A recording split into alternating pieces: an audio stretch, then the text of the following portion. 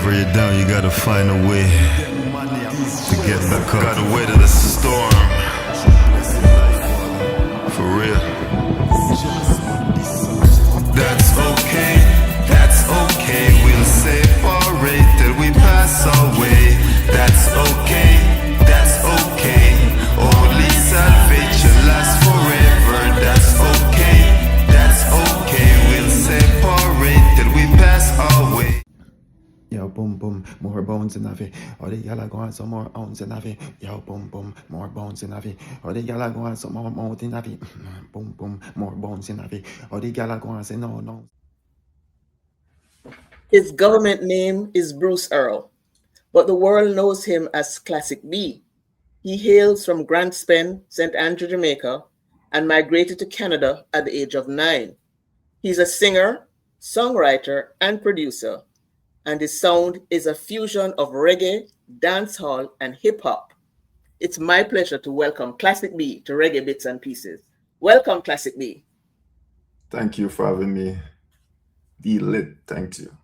It's my pleasure. Let me ask you now, what inspired you to pursue a career in music? You know, it's a very unique situation that I was in because although I used to listen to hip hop, reggae, dancehall, I never wanted to pursue music. But because of my stepfather, he used to DJ on the mic and grab the mic, and he always would tell me, "Oh, hold the mic." I said, "Listen, I can't do this." You know, it seemed hard for me, and but eventually, it forced me, and then I got into it because I did the first performance. Just for fun, and then it just started getting serious after a while because my real passion was actually visual art. I was a drawer, but then because I was creative, I was able to transition into music because of that. Okay. Because I have people surrounding me always doing music, Mm-hmm. so that's why I fall in love with the art, and Oh, that's why I pick it up. okay. How long have you been in the business? I'll say that sounds like a tricky question sometimes because I don't know if it started from when I started or when I start doing it professionally, but I'll say over 20 years. Oh, that's been a while. That's been a Yeah. while. Okay. You launched your recording career as OMS, and your first noticeable effort was "I'm Coming," which was a mixtape. Tell us about that. Yeah, that was the beginning of my journey, I would say, when I started recording. I believe I took it serious at that time, and I released with my support of a couple of my friends. We were selling CDs on the streets, and I thought this was going to be my chance to blow up. You know, I used to listen to Tupac, and I thought, it's inspiration by Tupac. I do mix hip hop, reggae, dancehall style, and I started that from the start. So, that's how I started. It was my first experience of releasing music, and we did sell over 400 copies with that. But as I started selling these demos on the street, industry people, even promoters, people that was just walking on the street asking me, "Is who produced this?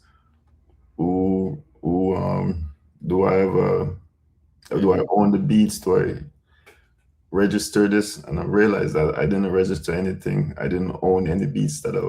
Most of the beats wasn't mine. None of that, all of these stuff. So I started to learn as I was going. Oh. Realize how much thing I was lacking. So that's how I started take a step back, and then I started to do research, start to study the business, and it took me a while to catch up to the business. But at that time, it was just people was releasing demo CDs on the streets, and that's the trend I was following. But I'm glad that you really decided to take some time to actually study the business, because that was smart of you, actually. That was really, really smart of you. Yeah. Yeah, because you have to know the business. You do. Yeah. How many EPs and albums do you have? That's if you have any albums. Yeah, I don't have a full album, but I did release an EP in 2015. Yeah, it's been a while that I would release a full album or an EP, but that's because I've been working behind the scenes so much, studying the business, Mm-hmm. training, learning, and trying to master my craft, in different areas. So it takes up a lot of my time. Yeah. Is that your first EP, first and only EP, or do you have another one? First and all in one, but I'm working on some music now, and I'm expected to release at least an album or EP by the end of the year or early next year. Nice, nice. Of course, you're going to, keep in touch with me, so I can follow your journey. Thank you. Yes, for sure. Yeah, for sure. What themes do you explore in your music? Um, I'm inspired by I started off as a as a gangster rapper per se, and I like to do rough music back then. But as I grow and learn, I transition to more calmer, smoother, more in spiritual side of music. So I don't necessarily do those type of music anymore, although I still have the capability. Mm-hmm. So, but I like to make love songs, inspirational songs. Even like I have a song called Salvation, where I'm rapping, talking about um, spiritual things and like inspirational things. And I like to focus on helping my black community, because I realize how broken a lot of us is, and Mm-hmm. that's why I don't focus on too much of the negative music anymore. I focus more on the positive side. Nice. And I have listened to Salvation, and I actually like it. And what you just said about spiritual and stuff, I picked that up in the song. Yes, like I Yeah, didn't yeah. know I you did listened so to much research of it. it. No, I did listen to it. You did mention Tupac as one person who you actually admired and stuff, but who else are some of your biggest musical influences and why? um, Bounty Killer used to be a big one, inspiration as well, and that's just because as in my younger days, a lot of people used to say I look like Bounty. I don't know how true that was, but maybe because I was straight faced and when I wear a cap or something. But apart from that, Sizzla was one of my biggest inspiration when it comes to consciousness. Mm-hmm. Um, Bob Marley was a big one too, and Garnet Silk. I like Garnet Silk a lot. Yeah, All of those was a big inspiration for me. nice, nice, nice. Any other hip hop person other than Tupac? You said. Yeah, I used to listen to, other than Tupac, I listened to some Snoop Dogg, Mm-hmm. um, Mob Deep.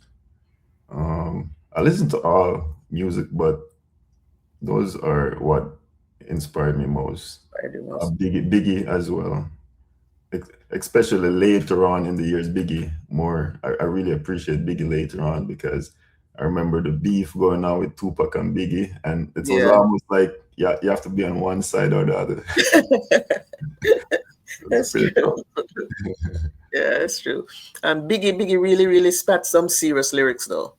Yes, he is very lyricist, very lyrical. Yeah, very, very much so.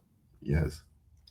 I know you're also a songwriter. Describe your songwriting process. Um, my songwriting process mostly come from things that I'm inspired by, real life situation. So it has to be something truthful. I don't really necessarily, although I can, and sometimes I do, but even when I just come up with a topic just randomly, Mm-hmm. I never inspired by anything. Even if that's the case, I still have to incorporate truth in my lyrics. I want Mm-hmm. to just sing about nonsense. It has to be incorporated with real life situation or have to do with truth. So almost all of my lyrics or story that I tell is based off truth, based off something or something that happened, and I can also take a look at somebody else's life and create songs from that too. So I try to just be versatile in the way I view things. Yeah, because I was going to ask you that question, if you could take somebody else's life or if you do that and write a song. So, it's like you're in my head, right? Do you have a favorite song you recorded? And if so, why? Favorite song that I recorded, I would say Salvation and My Love Never Leave is probably two of my favorite. I do Favorite. and Bounce Baby 2 is one of my favorite. But I think those two reflect mostly the person that I am deep inside. Mm-hmm. Okay. What has been your most memorable performance? Most memorable. It was probably happened probably even last year, but it never got recorded. Really? Where was it? Tell us about that. Well, actually, it was recorded by somebody, but not my uncle was there, but he never recorded, and I'm a little bit disappointed on that. It was actually a situation where I was at a bar. I've been there a few Mm-hmm. times. They keep it every Friday now.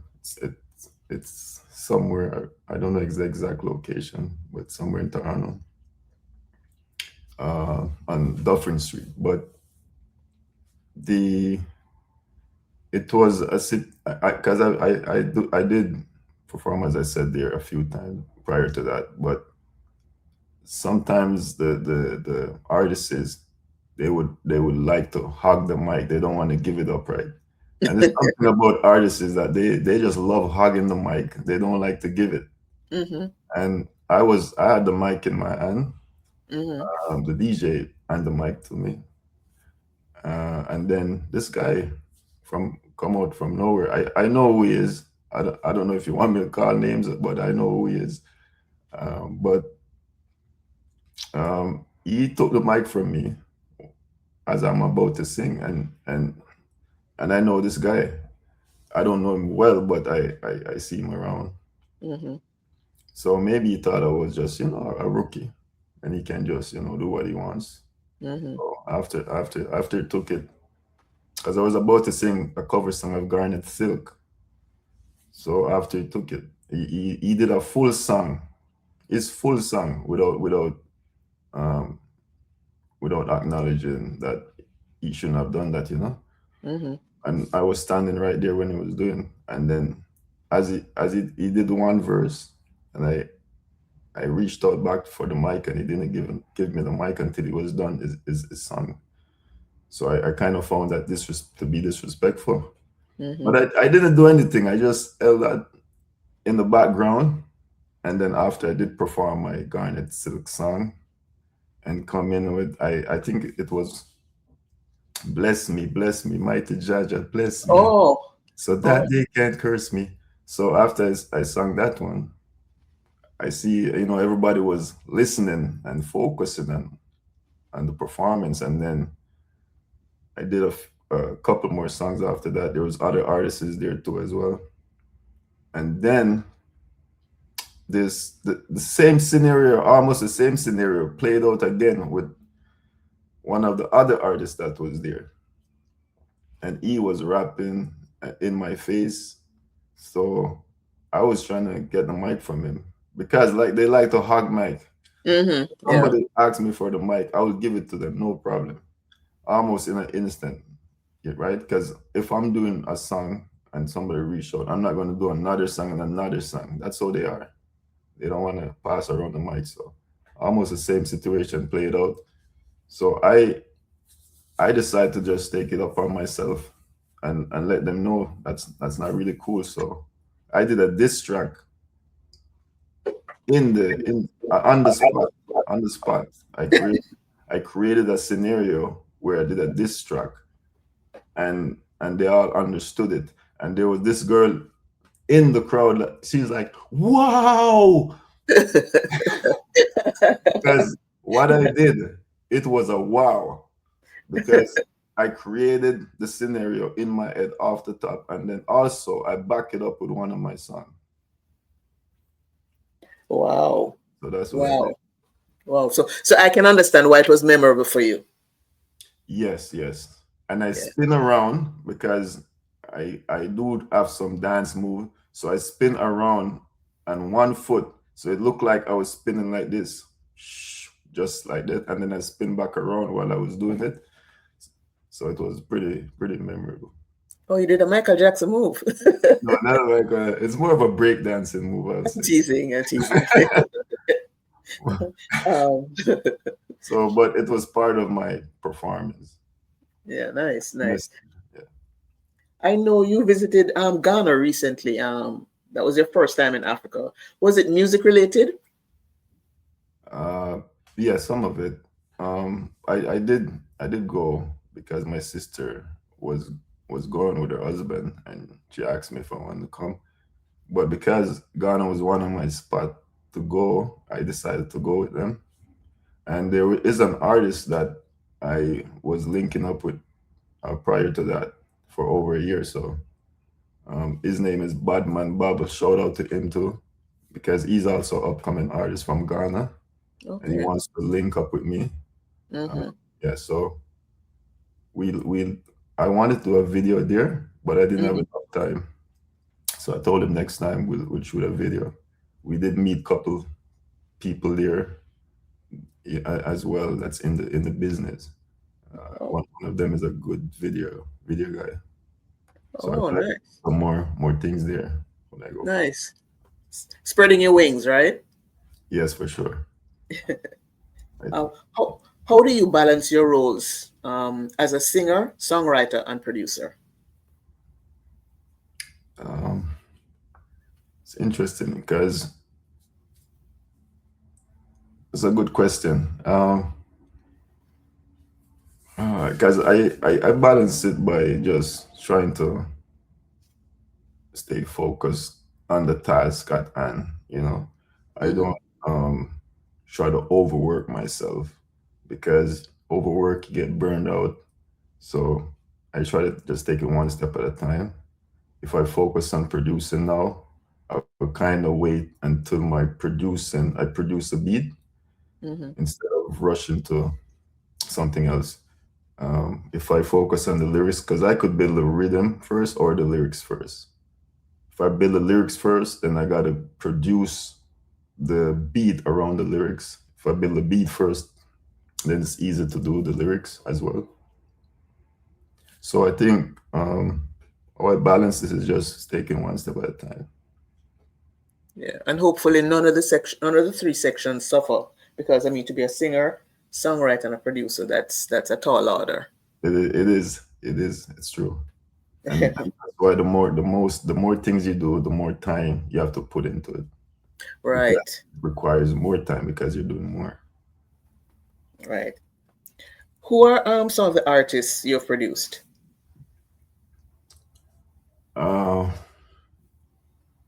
I'll say George P is one of them. There's Lucian is actually even on my rhythm as well, the real time rhythm. I did a collaboration with him, but I haven't done my verse. I did my verse, but I haven't recorded it yet officially. And I did one with C plus, ground fire, and Big Boot. And now the Ghana artist Badman Babel, I'm supposed to have him on one of my beats in the future now. I want to get Peter more on one of my beats, but he said he's not ready for it yet, but because he's so busy, and I understand. So I know Peter Moore, is my big brother. So whenever he gets the time, he'll do it. Yeah, that should be a nice collab though, between the both of you. Yeah. Let me go back a second to the one with Lucy. Is it something that's going to be released? Yes, but you have done it in I think it was 2020. It was a COVID era. That's why it kind of Oh, messed up everything. And then I got that link from my cousin because he know Luciana good.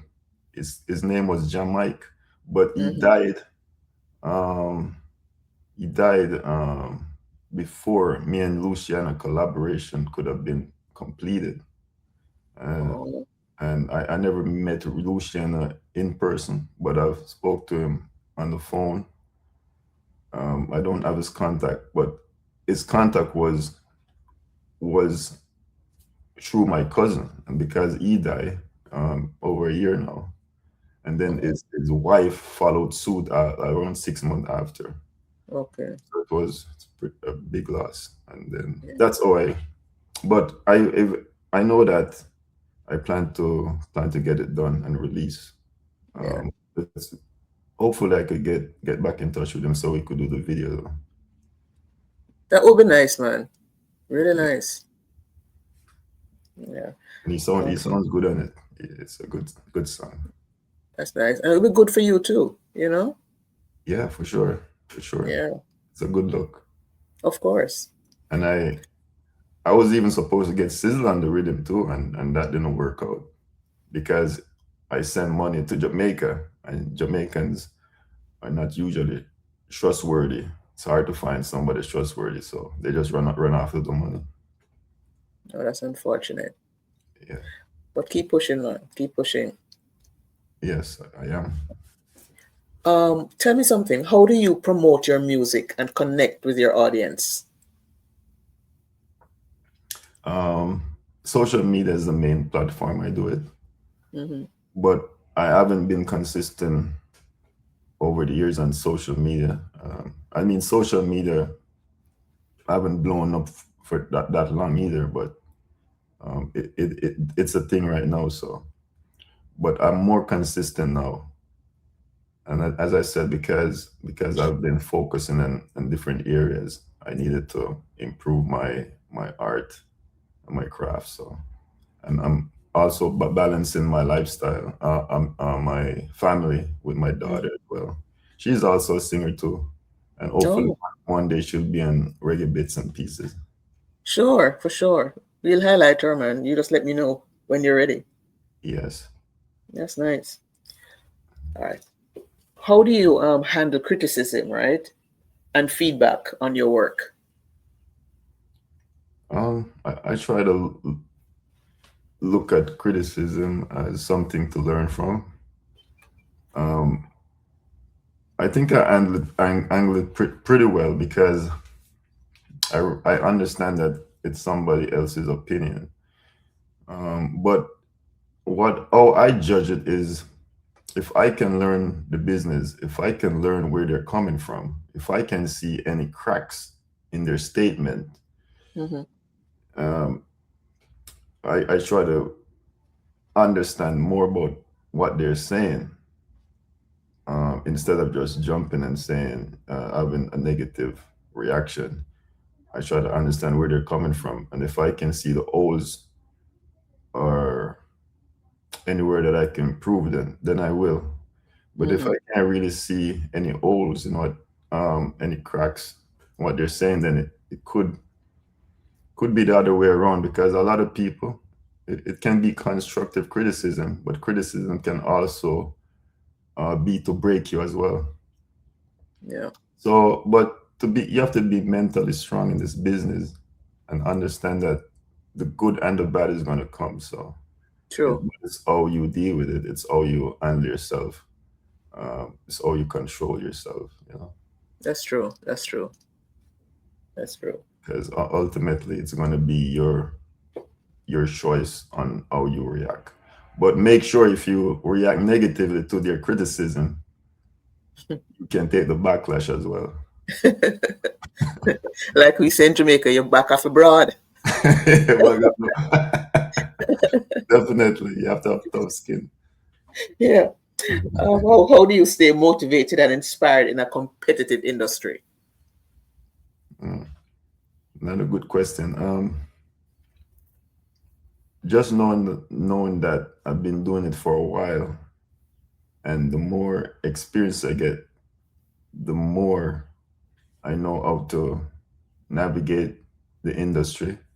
Um, I do know to market my music now. It's just that I don't have the big budget to spend on it. But if I did have the big budget to spend on it, Classic B would be bust a long time ago. Mhm. But a lot of it is budget.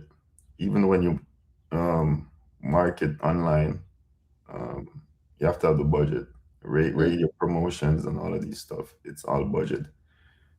That's why the big labels can take new artists and just bust them within a short space of time because they have the budget.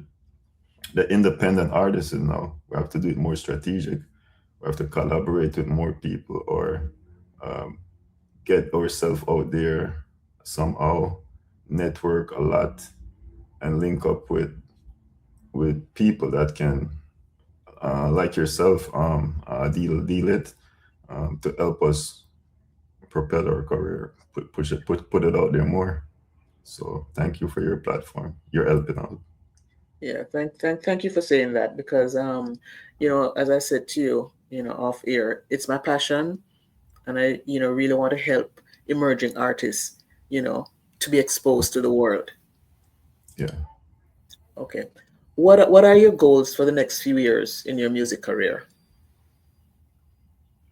Yeah, my goal is to obviously have an album, probably a full album out there, and go hard with it. And also, another goal is to release a complete compilation of all the artists on my real time rhythm, Nice, including Luciana.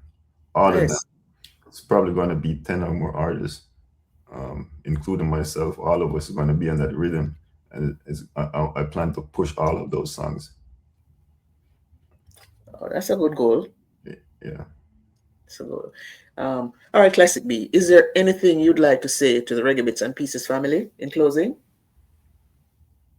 Just thanks for having me and just looking forward for the future and what it might bring with Reggae Bits and Pieces. And thank you for exposing me to your audience. It's my pleasure, man. What are your social media handles? You could find me at Classic B for YouTube, at Classic Bruce for Twitter, at Classic Bruce for Instagram, at Classic Bruce for Facebook, at Classic Bruce for TikTok. And if it's not Classic Bruce, it's going to be Classic B. All right. And vice versa. All right, there we have it, folks. Classic B. Please go out and support him. Go to his social media and his YouTube channel to learn more about him. All right. And again, thanks again, Classic B, for gracing us with your presence. Thank you for having me, D Lit. It was fire. Yeah, it was. One love, my brother. One love. Thank you. Classic B, I say reggae bits and pieces. My love will never leave you alone. Mm-hmm.